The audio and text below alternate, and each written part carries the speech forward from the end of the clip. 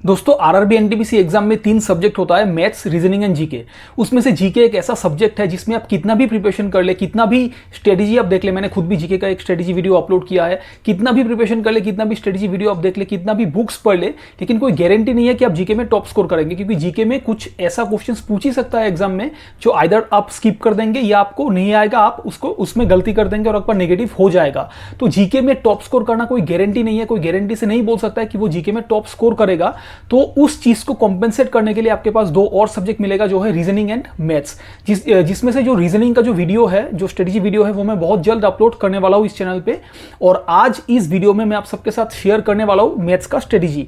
जो भी मैथ्स का जो भी स्ट्रेटेजी आपको चाहिए, जो भी, और ये एक बिगिनर लेवल का वीडियो है, मतलब बिगिनर लेवल के लिए ये वीडियो डेडिकेटेड है। अगर आप बिगिनर लेवल भी है तो भी आपको कैसे मैथ्स स्टार्ट करना है, क्योंकि आप खुद को बिगिनर लेवल ही मान के चलिए, क्योंकि आपके पास अभी 9 to 10 मंथ्स है।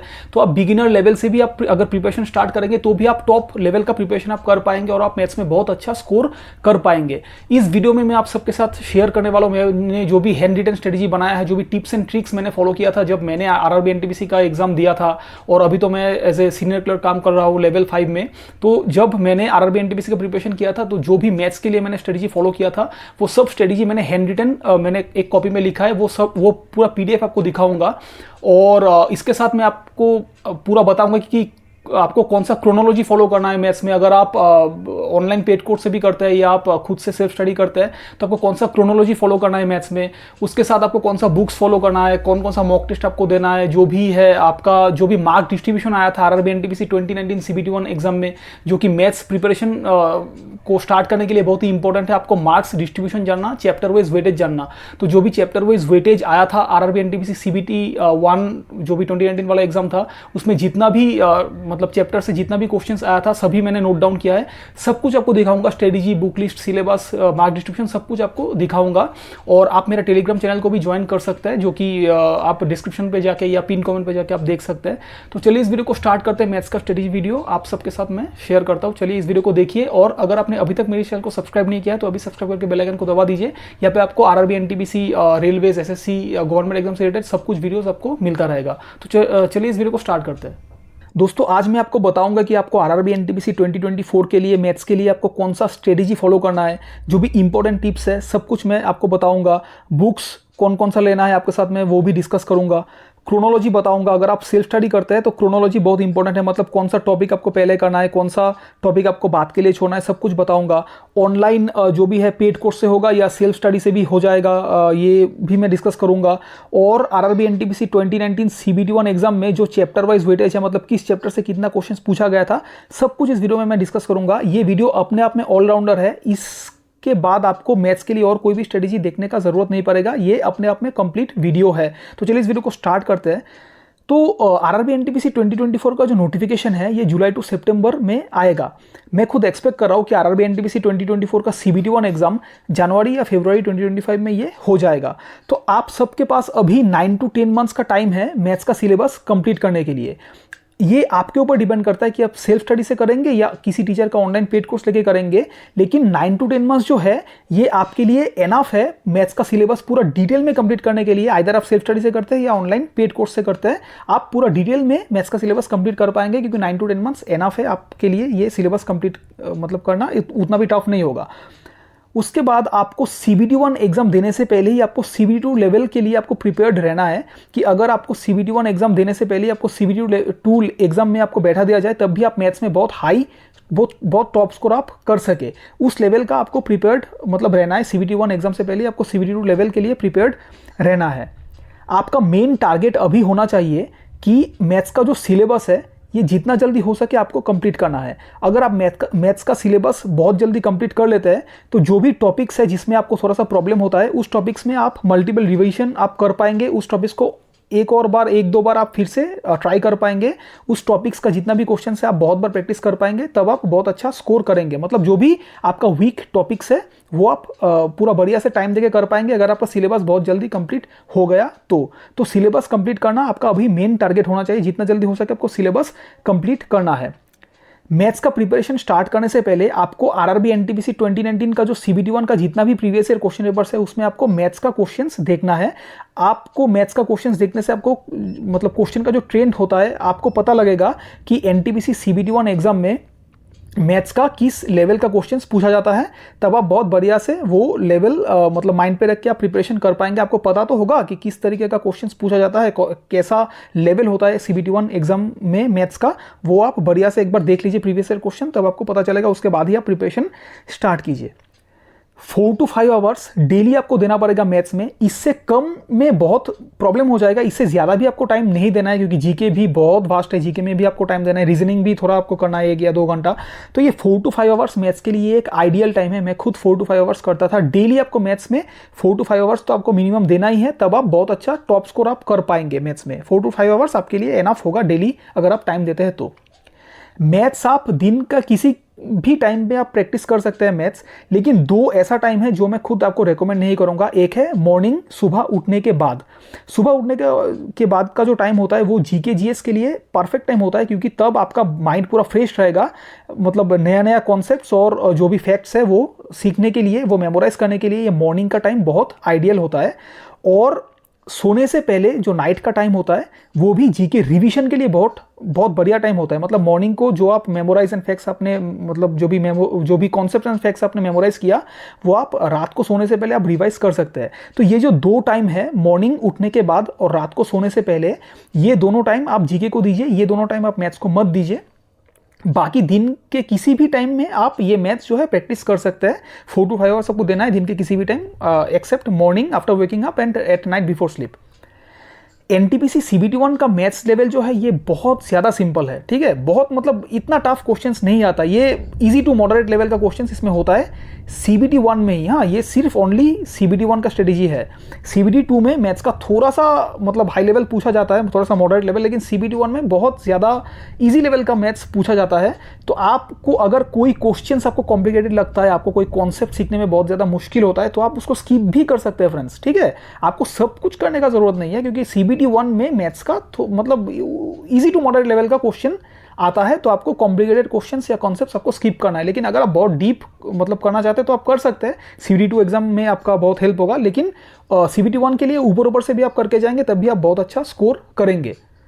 उसके बाद आपको हर रोज 8 to 9 आवर स्लीप आपका मोस्ट रिकमेंडेड है मैथ्स के लिए, क्योंकि मैथ्स में जब आप कैलकुलेशन करेंगे या कुछ नया कॉन्सेप्ट सीखेंगे तब आपका ब्रेन का एफिशिएंट फंक्शनिंग बहुत ज़्यादा इंपॉर्टेंट है। अगर आप स्लीप डिप्राइव्ड है तो आप बहुत अच्छा कैलकुलेशन नहीं कर पाएंगे। मतलब कैलकुलेशन करने के लिए आपको माइंड पे आपको प्रेशर देना पड़ेगा और तब वो आप तभी दे पाएंगे जब आपका स्लीप साइकिल पूरा कंप्लीट हो। तो आपको रेगुलरली 8 to 9 आवर्स आपको स्लीप लेना है। ये बहुत मतलब क्या बोलूँ इसको, बहुत नेग्लेक्टेड टॉपिक है, लेकिन ये बहुत इंपॉर्टेंट रोल प्ले करता है मैथ्स प्रिपेयर करने के टाइम पे। आपको 8 to 9 आवर्स जो है बहुत इंपॉर्टेंट है। हर रोज़ आपको स्लीप लेना ही है इतना टाइम, तब आपका ब्रेन बहुत बढ़िया तरीके से फंक्शन करेगा कैलकुलेशन करने के टाइम पे और मैथ्स कॉन्सेप्ट सीखने के टाइम पे। आपका अगर मैथ्स मतलब बैकग्राउंड एकेडमिक्स पे नहीं था तब भी मतलब ये आप देख सकते हैं maths background at academics is not required for top score in maths. मतलब आपका एकेडमिक्स पे मैथ्स बैकग्राउंड होना इंपॉर्टेंट नहीं है मैथ्स में टॉप स्कोर करने के लिए। You can start from scratch and be a topper in maths if prepare in a smart way. मतलब अगर आपका एकेडमिक्स पे स्कूल लेवल पे कॉलेज लेवल पे अगर आपका मैथ्स ना भी रहा तो भी आप बिल्कुल स्क्रैच से बिल्कुल बिगिनिंग से आप स्टार्ट कर सकते हैं अभी से, और फिर भी आप टॉपर बन सकते हैं मैथ्स में अगर आप थोड़ा स्मार्टली प्रिपेयर करें तो मैथ्स बैकग्राउंड होना उतना ज़्यादा मैंडेटरी नहीं है। No matter how good you are at maths, if you don't practise questions and revise concepts on a daily basis, a beginner at maths practising and revising daily shall defeat you. आप maths में कितना भी top हो, आपका school level पे कितना भी ज़्यादा मार्क्स आपका आया हो, कॉलेज लेवल पे आपने कितना भी अच्छा स्कोर किया हो मैथ्स में, लेकिन अगर आप हर रोज़ प्रैक्टिस नहीं करते हैं मैथ्स और हर रोज़ आप रिवाइज मतलब कॉन्सेप्ट्स को रिवाइज नहीं करते हैं डेली बेसिस पे, तो एक बिगिनर, आप तो पहले अच्छे थे लेकिन एक बिगिनर जिसका एकेडमिक बैकग्राउंड पे मैथ्स नहीं था, वो भी अगर हर रोज़ मैथ्स प्रैक्टिस करता है और रिवाइज करता है वो भी आपको डिफीट कर देगा। तो मैथ्स में प्रैक्टिस बहुत ज़्यादा इंपॉर्टेंट होता है। आप कितना भी बढ़िया क्यों ना हो, प्रैक्टिस आपको हर रोज़ करना ही पड़ेगा, रिवाइज आपको हर रोज़ करना ही पड़ेगा, तभी आप दूसरों के मुकाबले आगे रह पाएंगे, वरना कोई बिगिनर भी आपको आके डिफीट करके आपसे अच्छा स्कोर ले लेगा। उसके बाद फास्ट कैलकुलेशन के लिए आपको कुछ चीज़ों को माइंड पे रखना है। देखिए मैथ्स में मेन होता है टाइम। आपको टाइम बचाना है मैथ्स में। टाइम तभी बचेगा जब आपका कैलकुलेशन फास्ट होगा, और कैलकुलेशन फास्ट करने के लिए ये सब चीज़ें आप फॉलो कीजिए, आपका बहुत अच्छा कैलकुलेशन स्पीड होगा। पहले आपका स्क्वायर 1 to 50 तक आपको करना ही है, आपको मेमोराइज करना है। स्क्वायर आपका 1 to 50 तक आपको मेमोराइज बढ़िया से करना है। क्यूब्स आपको 1 to 25 से आपको 1 to 25 तक आपको मेमोराइज करना है, लेकिन 25 तक अगर आप ना भी कर सके तो 1 to 15 तो ये मैंडेटरी है, ये मोस्ट इंपॉर्टेंट है। क्यूब्स में आपको क्यूब्स में 1 to 25 तक मेमोराइज करना है। अगर आप ना कर सकते हैं तो 1 to 15 क्यूब्स में मिनिमम है, और स्क्वायर में तो 1 to 50 आपको करना पड़ेगा। मल्टीप्लिकेशन टेबल जो है ये आपको 1 से लेके 20 तक पूरा मेमोराइज आपका होना चाहिए, तभी आपका टाइम सेव होगा कैलकुलेशन करने के टाइम पे। एक और कॉन्सेप्ट होता है जिसका नाम है डिजिटल सम कॉन्सेप्ट। 9 का डिविजिबिलिटी रूल का जो होता है ये आप देख लीजिएगा। डिजिटल सम कॉन्सेप्ट, ये जो कॉन्सेप्ट है ये अगर आप कर लेते हैं, बढ़िया से समझ लेते हैं, तो आप बहुत सारे क्वेश्चंस में आप फास्ट कैलकुलेशन करके आप टाइम को सेव कर पाएंगे। तो ये डिजिटल सम का कॉन्सेप्ट भी आप देख लीजिए। और हर रोज आपको मिनिमम 30 मिनट्स आपको देना ही है डेली फॉर कैलकुलेशन। आपको हर रोज 30 मिनट्स अगर आप पेन पेपर लेके कैलकुलेशन करेंगे, प्लस माइनस जो भी है, जो मल्टीप्लिकेशन है, डिवीजन है, जो भी अगर आप करेंगे हर रोज मिनिमम 30 मिनट्स अगर आप करते हैं, डेली कैलकुलेशन को टाइम देते हैं, तो आपका कैलकुलेशन बहुत ज्यादा फास्ट होगा। तो आपको square 1 to 50, cubes 1 to 25, tables 1 to 20, digital sum concept आपको देखना है, और हर रोज 30 मिनट आपको कैलकुलेशन को देना है। आपका बहुत फास्ट कैलकुलेशन होगा और आप बहुत अच्छा स्कोर कर पाएंगे, आप टाइम बचा पाएंगे एग्जाम में। Take online paid course if required, self study in maths could be dangerous. देखिए ये बहुत ज़्यादा इंपॉर्टेंट पॉइंट है। आपको अगर लगे कि आप मैथ्स में थोड़ा सा वीक है, तो आप बिल्कुल किसी टीचर का, किसी बढ़िया टीचर का ऑनलाइन पेड कोर्स आप ले लीजिए, मैं आपको मना नहीं करूंगा। अगर आप मैथ्स में वीक है और आप सोच रहे हैं कि आप सेल्फ स्टडी से यूट्यूब से आप करके, अगर आपका फाइनेंशियल बैकग्राउंड थोड़ा सा वीक है तो अलग बात है, लेकिन अगर आप मैनेज कर सकते हैं, मैक्सिमम आपका कितना 1499 1500 में ही आपका आजकल कोर्स आपको मिल जाएगा। तो अगर आपको लगता है कि सेल्फ स्टडी से आपका नहीं होगा, आपको मैथ्स में आप वीक है, तो सेल्फ स्टडी का एक्सपेरिमेंट करके आप खुद को प्रॉब्लम में डालेंगे। आप बहुत सब कुछ आप सीख नहीं पाएंगे। सेल्फ स्टडी से सब कुछ नहीं होता है फ्रेंड्स। आपको ऑनलाइन पेड कोर्स लेना है, तब अगर आप मैनेज कर सकते हैं तो मैं आपको यही रिकमेंड करूंगा कि सेल्फ स्टडी पे मत जाइए, आप किसी टीचर का, बढ़िया टीचर का ऑनलाइन पेड कोर्स ले लीजिए, क्योंकि सेल्फ स्टडी बहुत बार डेंजरस प्रूव होता है। आप सब कुछ कॉन्सेप्ट आपको समझ में नहीं आएगा। लेकिन but still if you do self study without paid course then you can watch full videos और crash courses on from YouTube. अगर आपके पास सपोज अगर आपका फाइनेंशियल कंडीशन थोड़ा सा ठीक नहीं है, तो आप तो तब वो ऑनलाइन पेड कोर्स आप ले नहीं पाएंगे। तब मैं आपको यही रेकमेंड करूंगा, आप सेल्फ स्टडी से ही कर सकते हैं, लेकिन आप यूट्यूब से बहुत बढ़िया से फुल वीडियोस जो है वो आपको देखना पड़ेगा।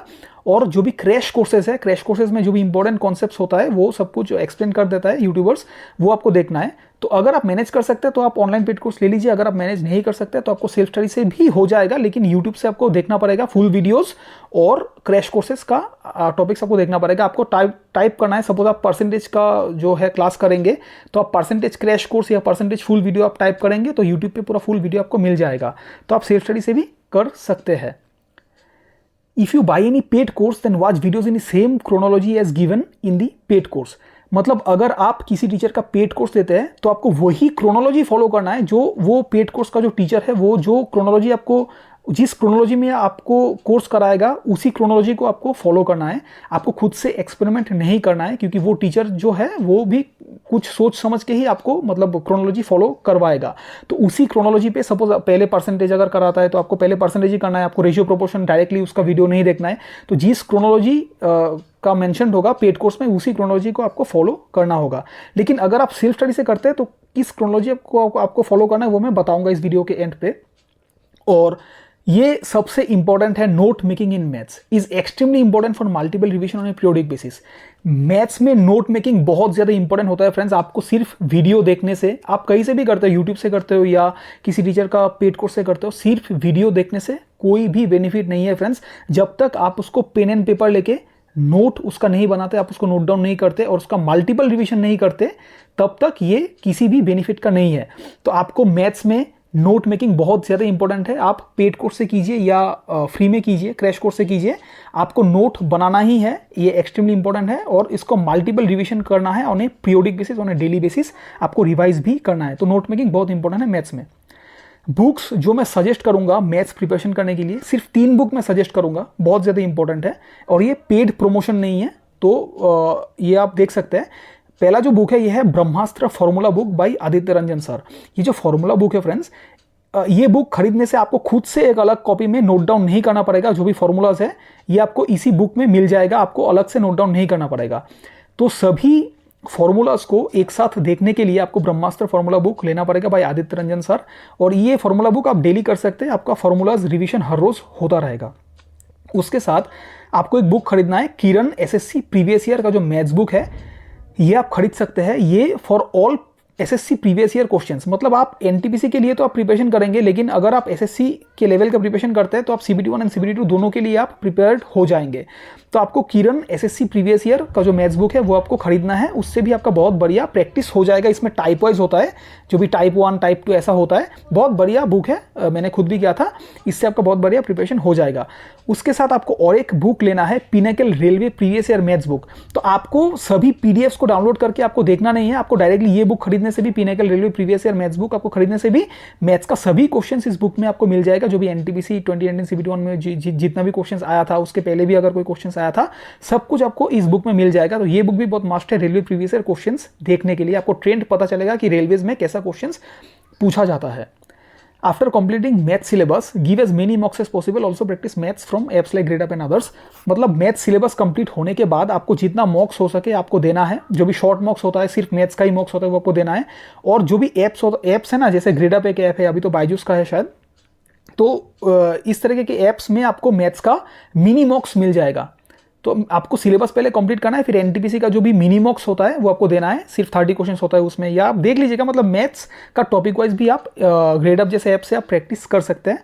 ये पेड प्रमोशन नहीं है, तो आप बिल्कुल इसको डाउनलोड कर सकते हैं, बहुत बढ़िया ऐप है। Chronology of studying maths during self study, अगर आप सेल्फ स्टडी करते हैं तभी इस क्रोनोलॉजी को आपको फॉलो करना है, वरना आप मत कीजिए। अगर किसी टीचर का पेड कोर्स आपने ले रखा है तो टीचर जैसे आपको पढ़ाएगा आप उसी क्रोनोलॉजी को फॉलो कीजिए। लेकिन अगर आप सेल्फ स्टडी से प्रिपरेशन करते हैं तो आप इस क्रोनोलॉजी को आप फॉलो कर सकते हैं। मोस्ट रिकमेंडेड नहीं है, आप खुद का क्रोनोलॉजी भी बना सकते हैं, लेकिन ये मतलब ठीक ही क्रोनोलॉजी है। सबसे पहले अगर आप सेल्फ स्टडी करते हैं तभी आपको ये क्रोनोलॉजी फॉलो करना है। सिंप्लीफिकेशन से आपको स्टार्ट करना है, फिर नंबर सिस्टम, सिंप्लीफिकेशन करने से आपका जो कैलकुलेशन है वो आपका इंप्रूव होगा।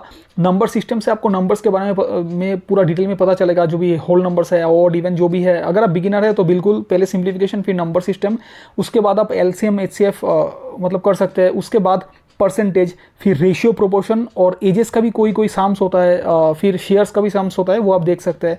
उसके बाद पार्टनरशिप आप कर सकते हैं। मिक्सचर एंड एलिगेशन जो है वो मैं चैप्टर वाइज वेटेज में बताऊंगा। बहुत कॉन्सेप्चुअल ये चैप्टर है, आपको इतना डिटेल में नहीं करना है, ऊपर ऊपर से आप कर सकते हैं मिक्सचर एंड एलिगेशन। उसके बाद आप प्रॉफिट लॉस एंड डिस्काउंट कर सकते हैं। Time and work, pipes and system, उसके बाद एवरेज आप कर सकते हैं। फिर जाके आप time, speed and distance, boats and stream कर सकते हैं। ट्रेन्स आप कर सकते हैं। और रेस का जो टॉपिक है ये आप स्किप भी कर सकते हैं, लेकिन फिर भी अगर आपके पास टाइम है तो रेस का भी टॉपिक आप देख लीजिए, क्या पता सीबीटी 2 में 1-2 क्वेश्चन पूछ भी ले। उसके बाद आप simple interest and compound interest और इंस्टॉलमेंट्स का जो भी साम्स है वो आप कर सकते हैं। उसके बाद जो एलिमेंट्री स्टैटिस्टिक्स है जिसमें मीन, मीडियन एंड मोड आता है, वो आपको बढ़िया से देखना पड़ेगा। इससे क्वेश्चन भी पूछा गया था, मैं आपको दिखाऊंगा चैप्टर वाइज वेटेज में। प्रोबेबिलिटी आपको करना पड़ेगा, क्वेश्चंस पूछा गया था सीबीटी 1 एग्जाम में। सार्ट्स एंड इंडाइसेस आप चाहे तो स्किप कर सकते हैं, लेकिन अगर आपके पास टाइम है तो आप कर सकते हैं। उसके बाद डीआई, डेटा इंटरप्रिटेशन, ये बहुत इंपॉर्टेंट है सीबीटी 1 एंड सीबीटी 2 दोनों एग्जाम के लिए। डीआई आपको करना है, और डीआई में बहुत सारा है, बार ग्राफ जो है और पाई चार्ट जो भी है, आपको सब कुछ देखना है। उसके बाद आप कोऑर्डिनेट जियोमेट्री भी आप कर सकते हैं, बहुत बेसिक लेवल का कीजिएगा, इतना डीप मत कीजिएगा। ये सीजीएल मेंस लेवल का इसमें क्वेश्चंस नहीं आता है, बहुत ही मतलब इजी लेवल का क्वेश्चन आता है। कोऑर्डिनेट जियोमेट्री आपको ऊपर ऊपर से ही करना है। उसके बाद सेट थ्योरी या वेन डायग्राम जो है, बहुत इजी कॉन्सेप्ट है ये। जो मतलब वेन डायग्राम है ये रीजनिंग में भी आपको काम आएगा। सेट थ्योरी आपके पास अगर मतलब टाइम है तो आप ये दोनों टॉपिक को देख सकते हैं। एपी जीपीएचपी आप चाहे तो स्किप कर सकते हैं, लेकिन अगर आपके पास टाइम है तो थोड़ा सा देख सकते हैं। ये स्किप करने से भी कोई दिक्कत नहीं है, जो भी प्रोग्रेशंस का है ये आप स्किप भी कर सकते हैं। ये अर्थमेटिक का हो गया। और एडवांस मैथ्स में आप स्टार्ट कीजिए एलजेब्रा से, उसके बाद जियोमेट्री आपको करना है, फिर trigonometry and height and distance आपको करना है। उसके बाद सबसे लास्ट में आपको मेंसुरेशन 2D एंड 3D वाला जो भी फॉर्मूलाज है, जो जितना भी है आपको मेंसुरेशन का करना है। तो जो पहले एलजेब्रा, फिर जियोमेट्री, फिर trigonometry and height and distance, और फिर मेंसुरेशन। ये क्रोनोलॉजी आपको फॉलो करना है अगर आप सेल्फ स्टडी से मैथ्स प्रिपरेशन करते हैं तो। इसके बाद अभी मैं डिस्कस करूंगा कि जितना भी CBT 1 में मार्क डिस्ट्रीब्यूशन पूछा गया था सब कुछ मैं डिस्कस करूंगा। तो ये आप देख सकते हैं कि RRB NTPC CBT 1 maths mark distribution ये जो था ना, मतलब CBT 1 एग्जाम में जितना भी क्वेश्चंस आया था ये बहुत ही स्कैटर्ड था और बहुत ही कंफ्यूजिंग था। मतलब ये एक आप प्रॉपर्ली नहीं बता सकते कि इस टॉपिक से इतना क्वेश्चंस पूछा ही गया था, ऐसा नहीं है। ये थोड़ा सा स्कैटर्ड था, मतलब इस शिफ्ट में 4 क्वेश्चन पूछ लिया गया, अगले शिफ्ट में 1 क्वेश्चन पूछा गया, मतलब थोड़ा सा स्कैटर्ड था और बहुत ही कन्फ्यूजिंग था। लेकिन फिर भी एक राफ एस्टिमेटेड मार्क डिस्ट्रीब्यूशन सभी क्वेश्चन पेपर को एनालिसिस करने के बाद ऑन एन एवरेज मैंने बनाया है, आप लोग देख सकते हैं। Number system and LCM HCF दोनों को मिला के 4 क्वेश्चंस पूछा गया था। किसी शिफ्ट में नंबर सिस्टम का 1, LCM HCF का 3, किसी में 2, किसी में 1, 3, ऐसा मतलब मिक्सअप था ये। नंबर सिस्टम और LCM HCF को मिला के 4 क्वेश्चंस पूछा गया था। सिंप्लीफिकेशन का बहुत सिंपल क्वेश्चंस पूछा गया था, 2 क्वेश्चंस ऑन एन एवरेज हर एक शिफ्ट में पूछा गया था। परसेंटेज और रेशियो प्रोपोर्शन दोनों को मिला के, किसी में परसेंटेज में 1, रेशियो प्रोपोर्शन में 2, किसी में परसेंटेज में 2, रेशियो प्रोपोर्शन में 1, ऐसे मिला के मिक्स्ड था, स्कैटर था। 3 क्वेश्चन दोनों को मिला के हर एक शिफ्ट में पूछा गया था। प्रॉफिट एंड लॉस का on an average 1 question, average का 1 question, simple interest and compound interest का 2 question on an average. Time speed and distance बहुत ही बड़ा टॉपिक है लेकिन इससे 1 ही क्वेश्चन पूछा गया था। और इसके बाद टाइम एंड वर्क का जो है ये इससे इस टॉपिक से 2 क्वेश्चंस पूछा गया था। मीन मीडियन एंड मोड बहुत ही इंपॉर्टेंट है, हर एक शिफ्ट में आपको 1 क्वेश्चन देखने को मिलेगा। किसी किसी शिफ्ट में शायद मतलब ना भी दिया हो, लेकिन हर एक ऑलमोस्ट एवरी शिफ्ट में आपको मीन मीडियन एंड मोड का 1 क्वेश्चन आपको देखने को मिलेगा। उसके बाद सबसे ज़्यादा वेटेज जो रखता है वो है DI, डेटा इंटरप्रिटेशन। 4 क्वेश्चंस हर एक शिफ्ट में आपको देखने को मिलेगा। ये पाई चार्ट, बार ग्राफ जो भी है सब कुछ मिला के 4 क्वेश्चंस। एल्जेब्रा से 2 questions, trigonometry height and distance से 2 क्वेश्चंस, जियोमेट्री से 2 क्वेश्चंस और मेंसुरेशन 2D एंड 3D से आपको 3 क्वेश्चंस CBT 1 में पूछा गया था। ये आप देख सकते हैं questions asked in very few shifts, मतलब बहुत ही कम शिफ्ट ऐसा था जिसमें इन टॉपिक से क्वेश्चन पूछा गया था। जैसे कि पार्टनरशिप है, बहुत कम शिफ्ट्स में 1 क्वेश्चन पूछा गया था। मिक्सचर एंड एलिगेशन बहुत कॉन्सेप्चुअल है, बहुत बड़ा है, लेकिन बहुत कम ऐसे शिफ्ट्स में 1 क्वेश्चन आपको देखने को मिलेगा। सार्ट्स एंड इंडाइसेस बहुत सिंपल क्वेश्चंस पूछा गया था और बहुत ही कम शिफ्ट्स में 1 क्वेश्चन आपको देखने को मिलेगा। कोऑर्डिनेट ज्योमेट्री से मतलब फिर भी किसी किसी शिफ्ट में आपको 1 से 2 क्वेश्चन देखने को मिलेगा और प्रोबेबिलिटी से 1 से 2 क्वेश्चन आपको देखने को मिलेगा किसी किसी शिफ्ट में। तो फ्रेंड्स यही है जो पूरा मैथ्स का जो वेटेज है, आपको मैंने सब कुछ बता दिया, जो भी स्ट्रेटेजी एंड इंपॉर्टेंट टिप्स जो भी आपको फॉलो करना है।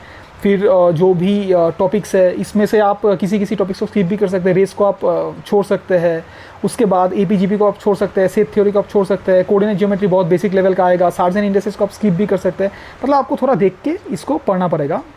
तो फ्रेंड्स यही है आज का वीडियो, ये मैथ्स का स्ट्रेटेजी वीडियो है। जीके का ऑलरेडी मैंने अपलोड कर दिया और रीजनिंग का मैं अपलोड करूँगा नेक्स्ट वीक में। तो अगर आपने अभी तक मेरे चैनल को सब्सक्राइब नहीं किया तो अभी सब्सक्राइब करके बेल आइकन को दबा दीजिए। यहाँ पे आपको railways, SSC and government job से रिलेटेड हर एक अपडेट्स एंड नोटिफिकेशन मिलता रहता है। Thank you so much friends.